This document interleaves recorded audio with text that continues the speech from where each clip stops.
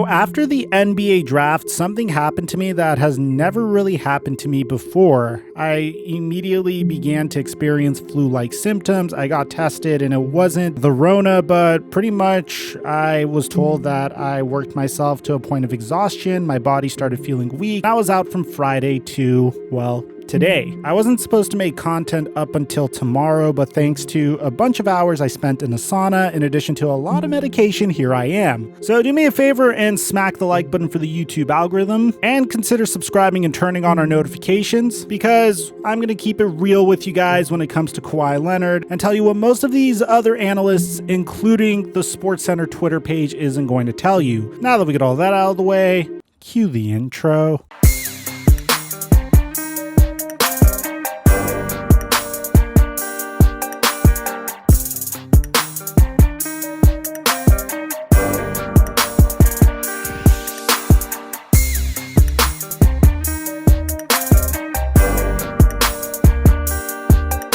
Mic check 1 2 1 2. What's going on, everybody? So I've made plenty of videos on Kawhi Leonard that are very similar to this, although they were at different points of the Los Angeles Clippers season. When the Clippers went down 0-2 in the first round against the Dallas Mavericks, I thought that there was actually a legitimate possibility that Kawhi Leonard would actually leave the Los Angeles Clippers at the conclusion of this season. And the logic for that reasoning was very simple. Why would Kawhi Leonard stay on a team that was fully capped out, that had zero assets, that was paying Luke Kennard the same amount as they were paying Marcus Morris, that didn't really have a legitimate answer at the point guard position, and had no draft capital to potentially trade for any other superstar players to help himself and Paul George, which by the way, they committed to even further before this season even started. But alas, the Los Angeles Clippers, and this is coming from a Laker fan, the Clippers actually really stepped things up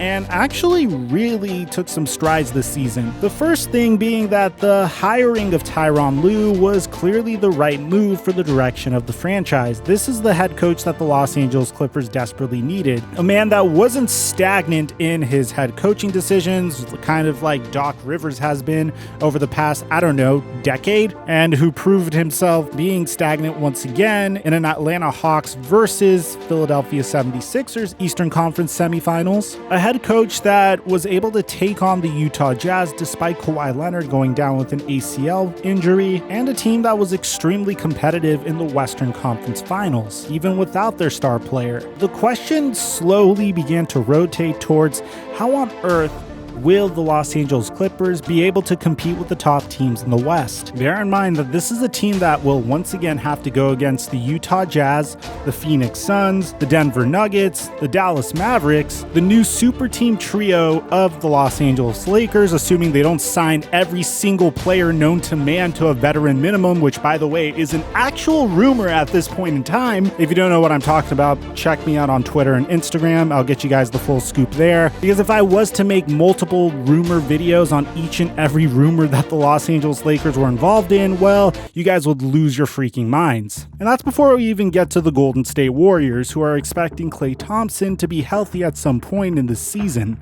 Now, what's really scary about this is Kawhi Leonard did elect to decline his player option, which would have paid him $36 million for next season, and he is actually hitting the free agent market. According to Shams Charania, the Los Angeles Clippers' Kawhi Leonard is declining his $36 million player option for the 2021 to 2022 season and is becoming an unrestricted free agent. Now, if you're a Los Angeles Clippers fan, are you really worried about this? Well, if you were paying attention about 8 months ago, I made another video that was similar to this. And get this, Kawhi Leonard actually even told us from the very beginning this is something that he was planning to do, whether the Clippers won a championship or whether things just didn't work out the way he wanted it to.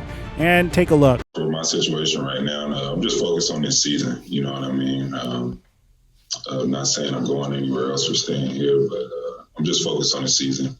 And, obviously for if I stay healthy, the best decision is to decline a player option, but that doesn't mean I'm leaving or staying. I'm focused on the season, like I said. We'll talk about that when the time is right. Yes, so Kawhi Leonard is strictly doing this mainly because, of course, he wants to make as much money as he possibly can because he wants to sign for the brand new max contract. And Chris B. Haynes does a wonderful job giving us a little bit more of an inside look into that situation. So according to Chris B. Haynes, Kawhi Leonard is eligible for a starting salary of 35% of the salary cap, or $39 million, which made the decision an easy one for one of the game's most coveted players. Even if he may not be able to play at all next season, Clippers owner Steve Ballmer will pay whatever it takes to keep Leonard, considering the investment the multi-billionaire made to pair Leonard with fellow perennial all-star Paul George just 2 summers ago. But here's where things get a little interesting because Chris B. Haynes actually draws a very fascinating parallel here. Fresh off of an Achilles injury in the 2019 playoffs, Kevin Durant left the Golden State Warriors for a 4-year, $164 million deal from the Brooklyn Nets, who knew full well the former MVP would not play the first season of his contract. Leonard is in a similar situation, and LA also runs the risk of losing him in free agency. On this situation, Clippers president of basketball operations Lawrence Frank told inquiring reporters that right now our focus, like Kawhi, is on his health.